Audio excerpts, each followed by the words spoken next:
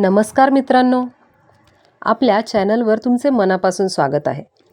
या चॅनलवर आपण मराठीतील प्रसिद्ध आणि प्रेरणादायी पुस्तकांचे सारांश, कथा आणि महत्त्वाच्या गोष्टी सोप्या भाषेत जाणून घेणार आहोत. आजच्या व्हिडिओमध्ये आपण प्रसिद्ध कादंबरी पानिपत याबद्दल माहिती जाणून घेणार आहोत. जर तुम्हाला पुस्तकांचे सारांश आणि ज्ञानवर्धक माहिती आवडत असेल तर चॅनलला सबस्क्राईब करा आणि बेल आयकॉन नक्की दाबा, म्हणजे पुढील व्हिडिओ लगेच मिळतील. चला तर मग आजचा व्हिडिओ सुरू करूया.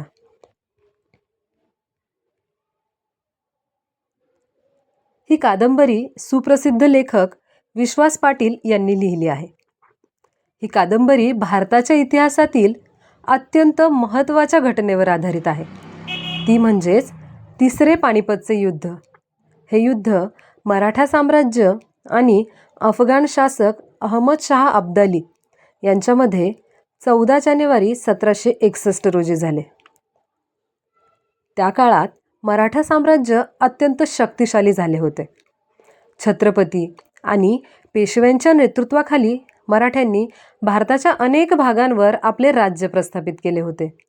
दिल्लीपर्यंत मराठ्यांचा प्रभाव पोहोचला होता. मराठ्यांचे ध्येय उत्तर भारतात आपले साम्राज्य अधिक मजबूत करणे असे होते. त्यामुळे मराठा सैन्याने मोठी मोहीम काढण्याचा निर्णय घेतला. या मोहिमेचे नेतृत्व पराक्रमी सेनापती सदाशिवराव भाऊ हे करत होते. ते अत्यंत धाडसी आणि शूर होते. त्यांच्याबरोबर अर्थातच पेशव्यांचे पुत्र विश्वासराव होते. मराठा सैन्यात अनेक शूर सरदार आणि हजारो सैनिक होते. ते सर्व आपल्या साम्राज्यासाठी लढायला तयार होते. त्या काळात उत्तर भारतात राजकीय परिस्थिती खूपच गुंतागुंतीची होती. अनेक छोटे मोठे राजे आणि सरदार आपापल्या फायद्यासाठी वेगवेगळ्या बाजूंना समर्थन देत होते. अफगाण शासक अहमद शाह अब्दाली हा भारतावर वारंवार आक्रमण करत होता. त्याचा उद्देश भारतात आपले वर्चस्व प्रस्थापित करणे हा होता.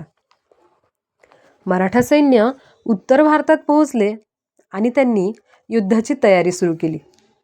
परंतु या मोहिमेदरम्यान मराठ्यांना अनेक अडचणींचा सामना करावा लागला. जसे की अन्नसाठा कमी पडू लागला, सैनिकांना पुरेसे अन्न आणि साधने मिळत नव्हती. तसेच काही स्थानिक राजांनी मराठ्यांना अपेक्षित अशी साथ दिली नाही. 14 जानेवारी 1761 रोजी पानिपतच्या मैदानावर दोन्ही बाजूंचे सैन्य आमनेसामने उभे राहिले. युद्ध अत्यंत भीषण झाले. सुरुवातीला मराठा सैन्याने जोरदार हल्ला केला आणि शत्रूला मोठा धक्का दिला. मराठा सैनिकांनी अतिशय शौर्याने लढाई केली. या युद्धादरम्यान एक अत्यंत दुःखद अशी घटना घडली. विश्वासराव यांचा मृत्यू झाला आणि ही घटना मराठा सैन्यासाठी मोठा धक्का ठरली. या घटनेमुळे मराठा सैन्याचे मनोबल कमी झाले. तरीही अनेक सैनिक शेवटपर्यंत शौर्याने लढत राहिले. शेवटी या युद्धात मराठा सैन्याला मोठा पराभव सहन करावा लागला. हजारो सैनिक रणांगणावर पडले. हे युद्ध मराठा इतिहासातील अत्यंत वेदनादायक घटना ठरले. लेखक विश्वास पाटील यांनी या कादंबरीत युद्धाचे वर्णन अत्यंत प्रभावीपणे केले आहे. सैनिकांचे जीवन, त्यांचे धैर्य, त्याग आणि त्या काळातील राजकीय परिस्थिती यांचे जिवंत चित्रण या कादंबरीत आहे. वाचताना असे वाटते की आपण त्या काळातील घटनांमध्ये प्रत्यक्ष उपस्थित आहोत.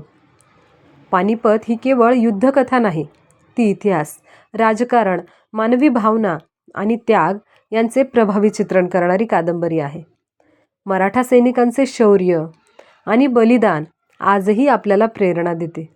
म्हणूनच पानिपत ही मराठी साहित्यातील एक अत्यंत महत्त्वाची ऐतिहासिक कादंबरी मानली जाते.